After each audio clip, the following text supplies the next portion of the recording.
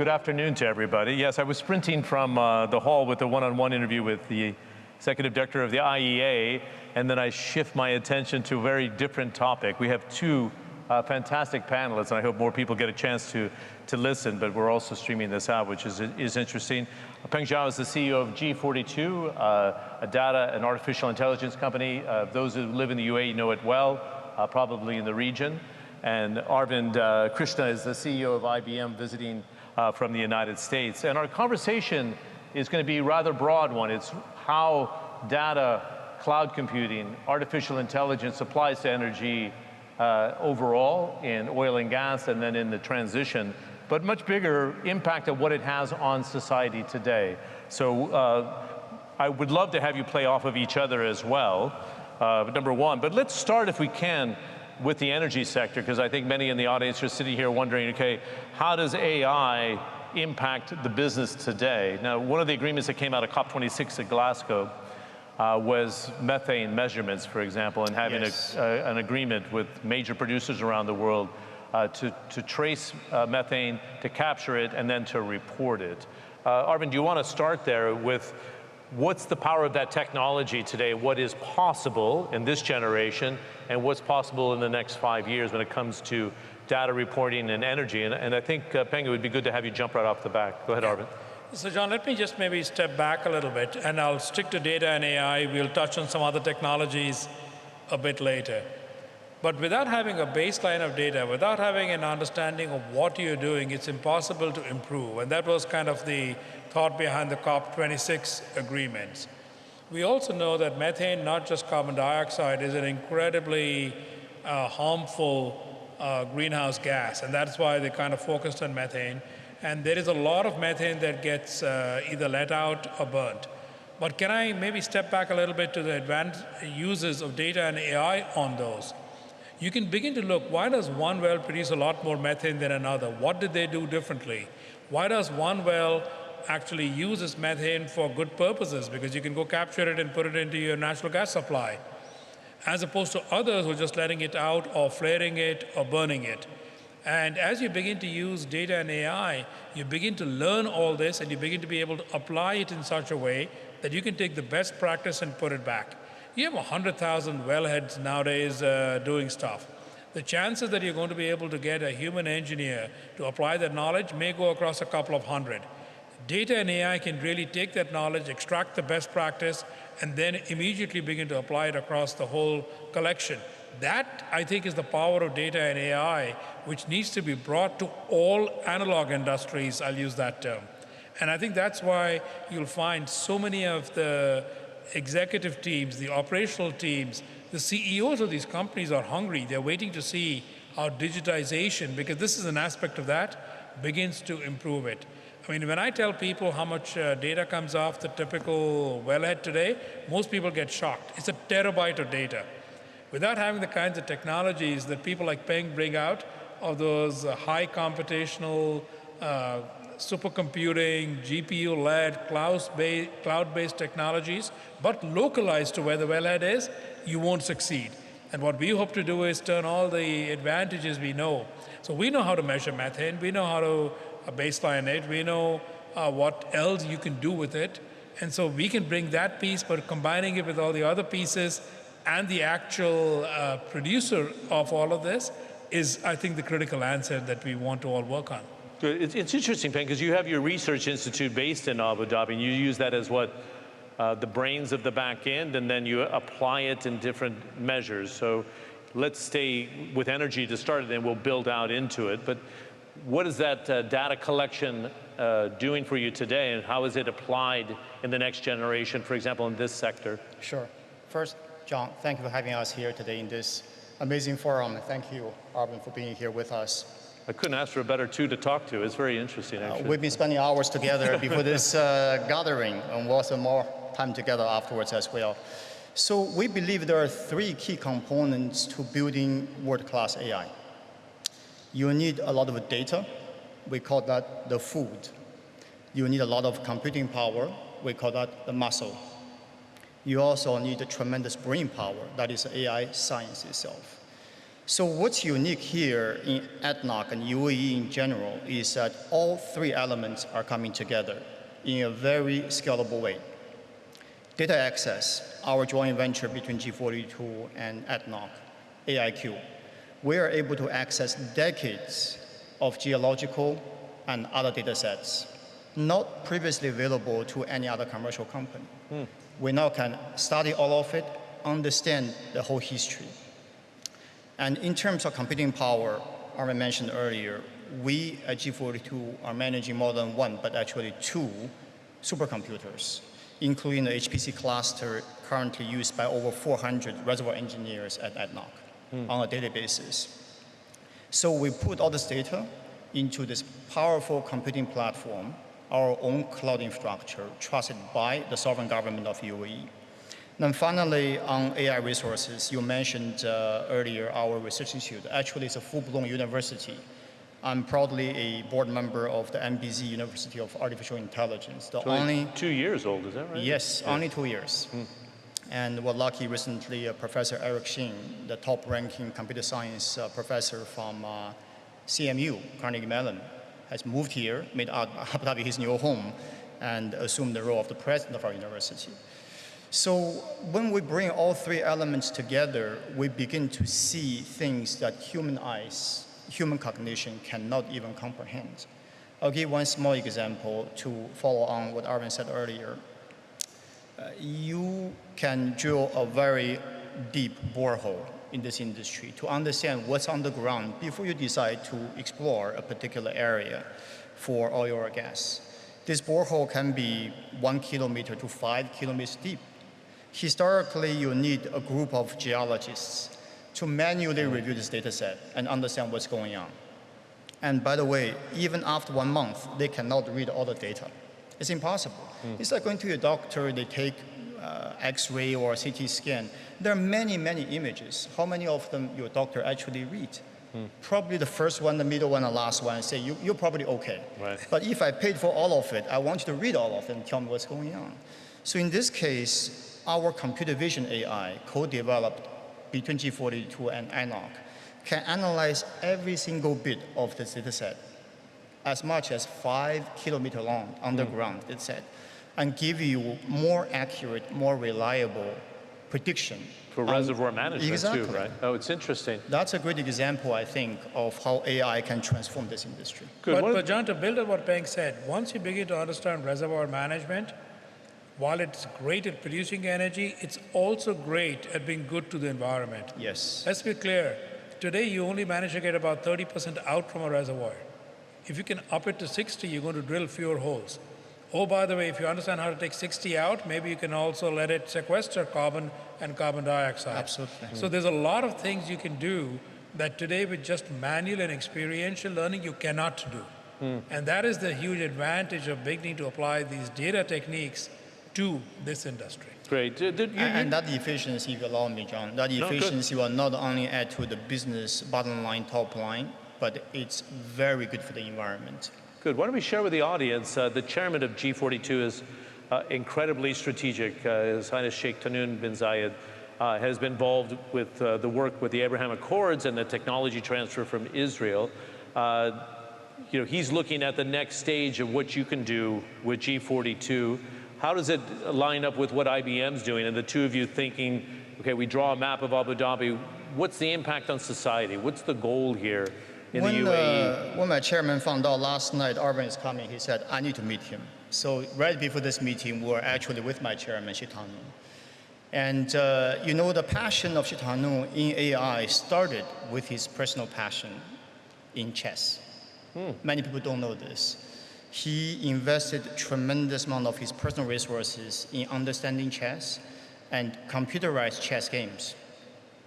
Then in 2016-17, we all learned about what DeepMind did with AlphaGo, then AlphaZero.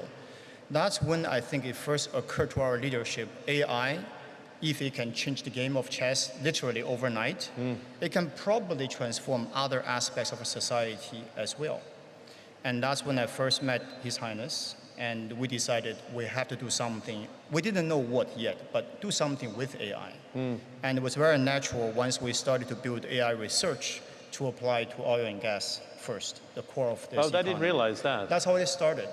But the conversation Arvind and I had with our chairman just now actually was not about oil and gas at all. His concern is that AI is wonderful, but human intelligence is still critical today. How do we attract more talent to be here to work with us? So we spend a lot of time about workforce development, and this is where I think partnership with IBM, a global platform, can help the UAE so much. Good. So building, Peng, on what you just said, look, part of it when you want to get together and do something together, it has to appeal to the strategic interests of all the parties here.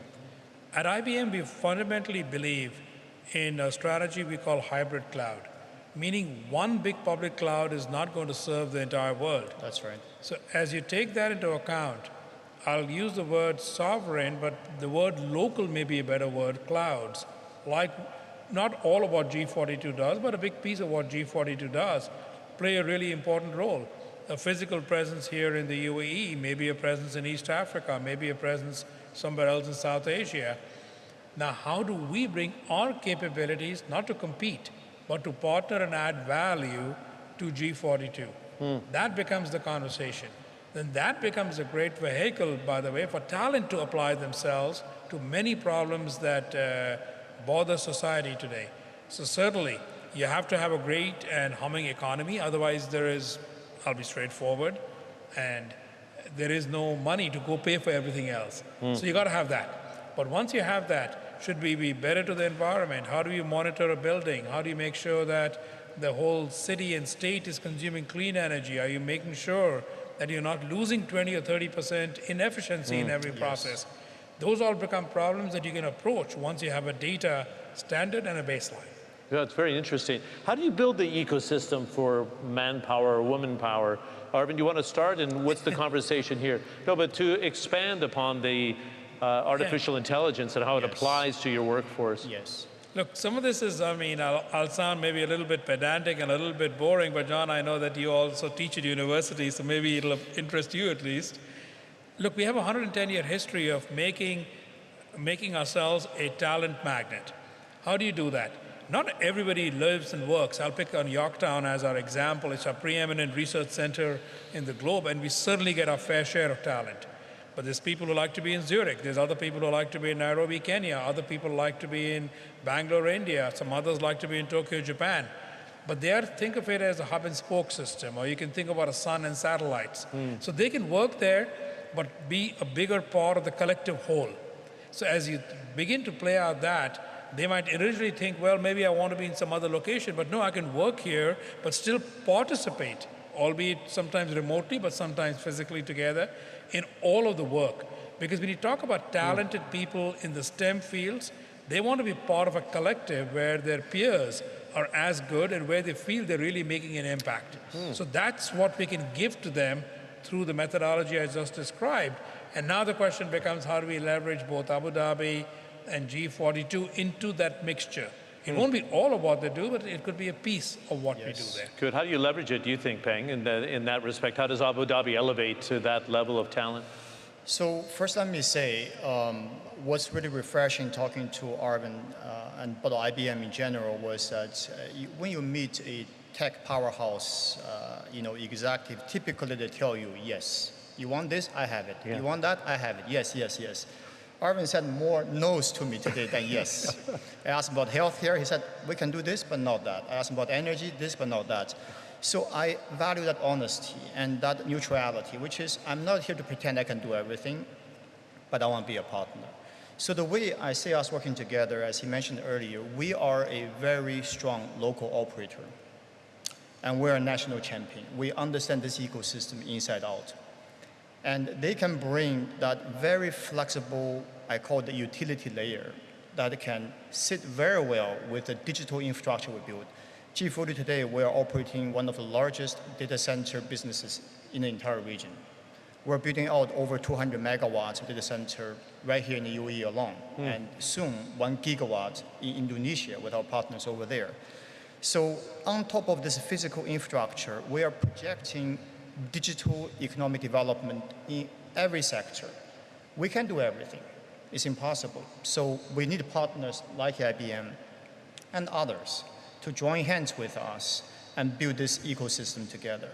And only with this ecosystem can you truly attract and retain talent from around the globe to work with you. Great. You know, it's interesting because I've been following tech probably for 20 years and remember chairing a number of sessions with SAP and Oracle. And the complaint, you know, in the companies was like, you're asking me to buy all this data storage and you're asking me to collect all this data. It's costing me a lot. The service contracts cost a lot. What am I getting out of it? But that conversation has radically changed. It's completely flipped. Look, I mean, it's changed radically, though. We'll both use the same phrase. I think data is the new oil, maybe not quite the new oil, but it's a new source of value. So if you think about it, it used to be physical land. Wars were fought over it 2,000 years ago. Then you began to move to money and monetary capital, and people robbed banks. Then we talked about knowledge workers, and we said the people or the human capital is the thing. Today it's clear, data capital, because AI is fueled by data. Once you begin to have AI and AI gets effective, which is not to say it can work on every problem, but as every year goes by, it can do more and more problems. Even those 10 years ago were impossible are now within the realm of AI. That becomes so scalable that, let's face it, nothing else is going to match it for those problems. But you need to fuel it with the original data to start with. So all the data people said, well, I'm only getting insights from 3% or 4%. Well, maybe they should think about who are they leveraging in order to get insight from 90% of it. And if that begins to scale the business, that is when businesses begin to run away, and you can see that. It's a competitive advantage, the likes of which I think the world has never seen. So to expand on that, beyond oil and gas in this country, we are applying AI right now in fintech, consumer tech, healthcare in particular. We are growing rapidly, as you probably know. So yes, AI is still in its infancy, but the promise is already very, very clear. And we actually believe that G42 eventually will reach AGI, artificial general intelligence. For me, that's super exciting. Some people might be a bit scary. The idea there is that when you have sufficient industry use cases across different sectors, today, AI is narrow intelligence, okay? Voice recognition, facial recognition, image processing, so on and so forth. But eventually, if you can train machines with enough data, enough science, AI science, it can think in a more organized, systematic, and general manner. It can invent new knowledge domains that we don't even know about yet.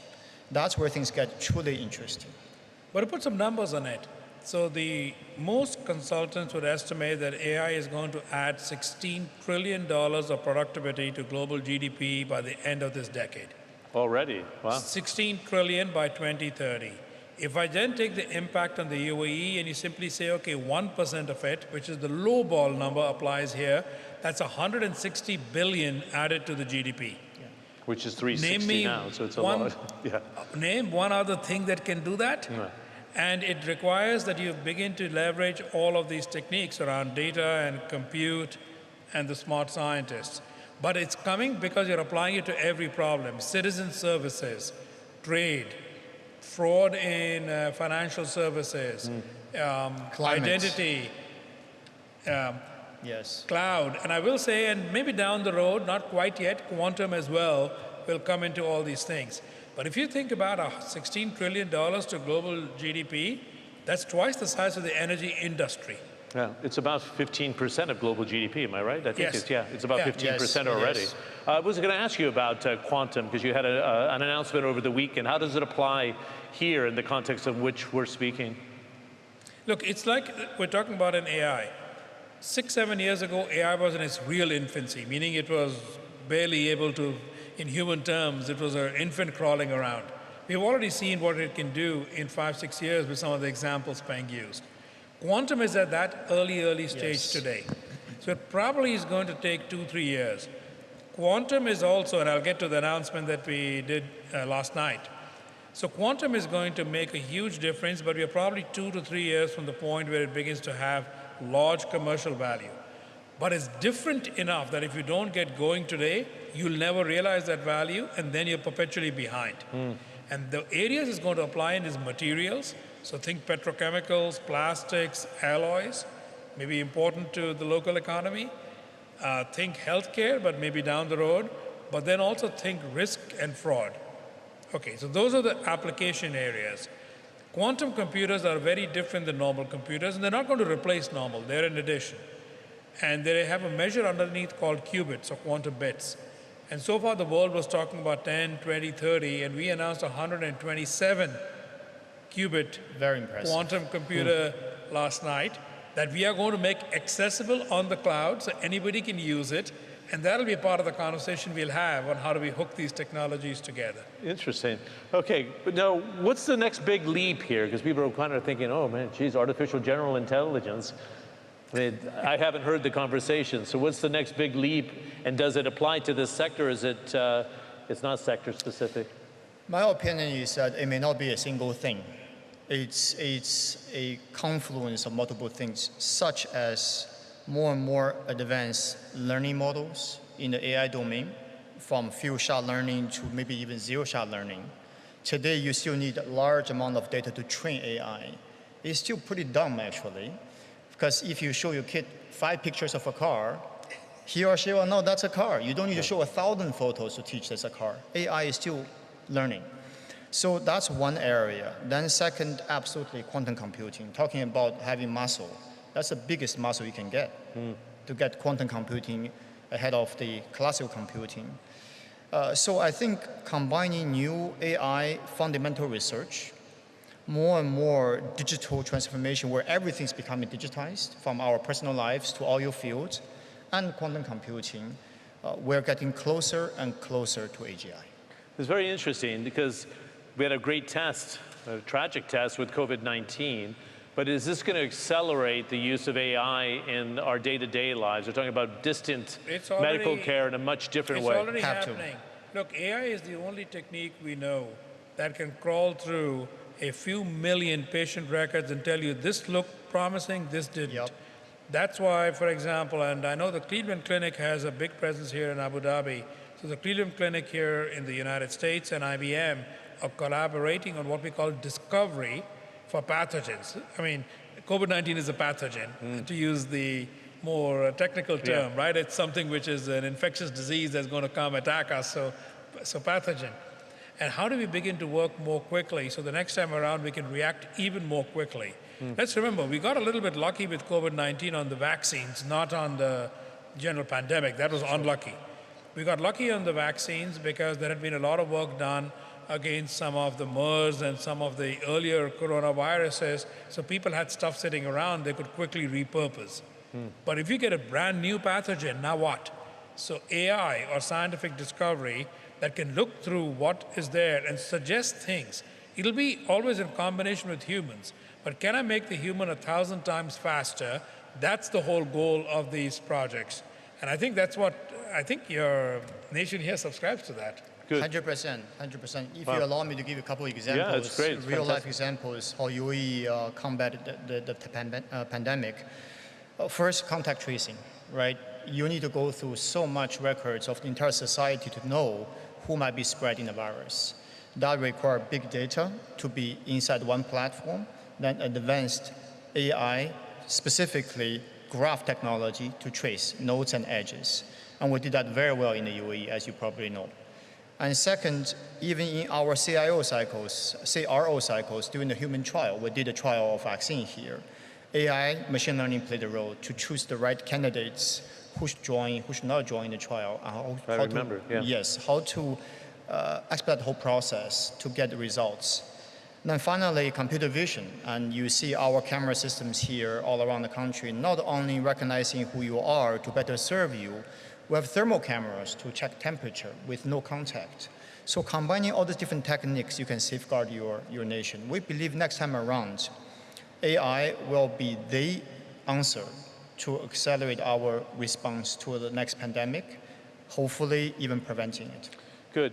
Can I ask you, this is a very blunt question. There was a whole, question of, when we knew and when it was spreading, and why can't AI apply to this? Can we have much faster data reaction and then more global collaboration, because we had everybody going the opposite direction? Absolutely. We must. We need a global network. I think we have all learned, I mean, in hindsight, I mean, I was at Davos in January 2020. There was not even a whisper of a pandemic.